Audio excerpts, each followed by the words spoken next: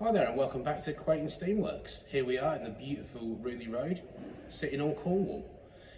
Today Cornwall is not the subject of our video, but we do have a very special carriage that has a lovely wartime connection, and we'll go and show you that right now. So this is a Great Western Special Saloon. Now this was built in 1940. Obviously that is a bit of a significant date, as another famous YouTuber says, part of the second small disagreement.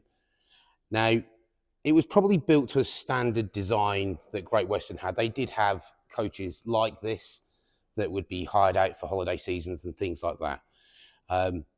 Now, this one is part of another set that was in Didcot Railway Centre. Although the interiors are very different. Now, this has a much more modern interior. Modern is in 1940s modern. The one in Didcot is a lot more fussy, a bit more Edwardian. So I definitely prefer the interior of this one. So obviously it's built in 1940, so it was used by Churchill when he was entertaining Eisenhower, probably by Churchill himself in the early years to travel up and down the country and plan the war and do all those type of things. It's got radio gear in it. You can see on the roof it's got the parts of the antenna. Now some of those are missing. We'll maybe look at replicating those at some point. Also has a kitchen, some meeting rooms, and it has some little private seating areas as well. Let's go and have a look. So here we are in the meeting room, and it is a kind of palace of the 1930s, really. You've only got the beautiful burr walnut veneer tops, pretty nice chairs. You know, the surroundings of here are really lovely. It's got gorgeous light fittings in the ceiling. So this is a kind of ideal place to be planning a war from. Now, we don't really know how much was actually planned and in, how much was done. So those records, if they exist, have, they're probably not sealed now, but how many of the war records really exist for stuff like this? It was a train movement. But as you can see, this is a particularly nice part of it, a bit more formal, this part of the carriage.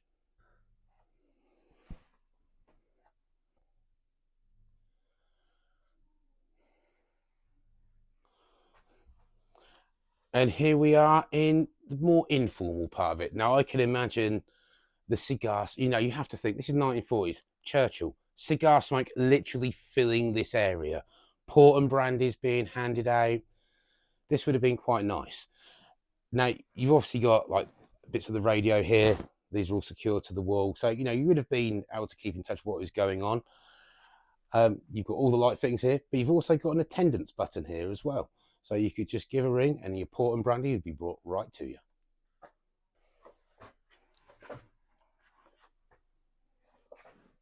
So I should imagine this is one of the cabins where like more of your secretaries would have hung out and done their business. We've got it with a typewriter and a couple of telephones in there. I don't know if they were ever in there from when it was built, but I can imagine that's the type of thing they would have had in there as you go. But again, as you can see, I mean, the light fittings are just, it's pure 1930s class, really. We just don't have trains like this anymore. Trains are pretty rubbish now. They're uncomfortable. They're nothing of this kind of style. So now we're entering like the staff area, the kitchen area. Now, I should imagine Churchill loved this area. He was a man known for his love of fine wine and fine food. So this would have been his kind of domain. So as you come through here, you've got a double door for loading your supplies in. And here is the first part of the kitchen. You've got a lovely little seat there for, I should imagine, the attendee that would have been waiting for the bell to ring. And a lovely selection of wines. And I should imagine that there is for a pipe smoker. I could be wrong on that, but that's very much what it looks like. As you can see, it's got all the hot and cold facilities. Very steampunky, but I'm sure it worked fine in the day. Here's the main kitchen area. So you've got obviously your stove here with various hot plates going up. You've got the sink, coffee makers. I mean, a pretty flash place to be. Lots of cupboards for all your accoutrements. I should imagine that would have been a spice cupboard by the look of it. It's kind of got that feel to it. And just here, one of the fridges. I'll say the word fridge. It's not really a fridge in the traditional sense, but it is a place where you could keep food cool while you're traveling on your journeys. Is your proper fridge. That reminds me of my grand's old fridge. She used to have a big GEC thing with a huge, massive handle. It was awesome. You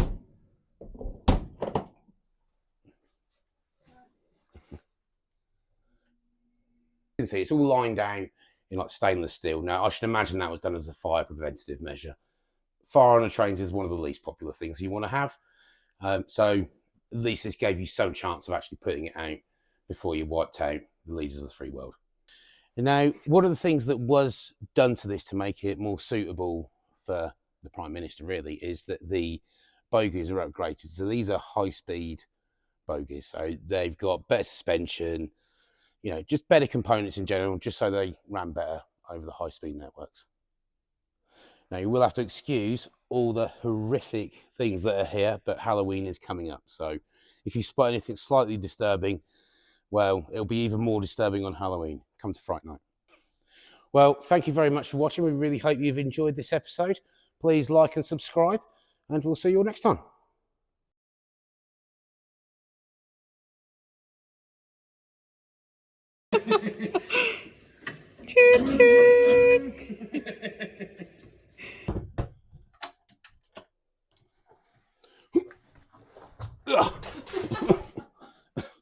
Carriage.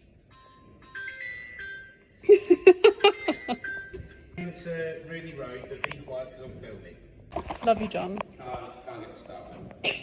Honestly. In fact, let me put that on silent. Can you take a step to your right? There you go. Stay there. One tiny step to your left. Another tiny one. Perfect. We are in the meeting. Okay, that's all right. Can you try? Yo. This is a mic check.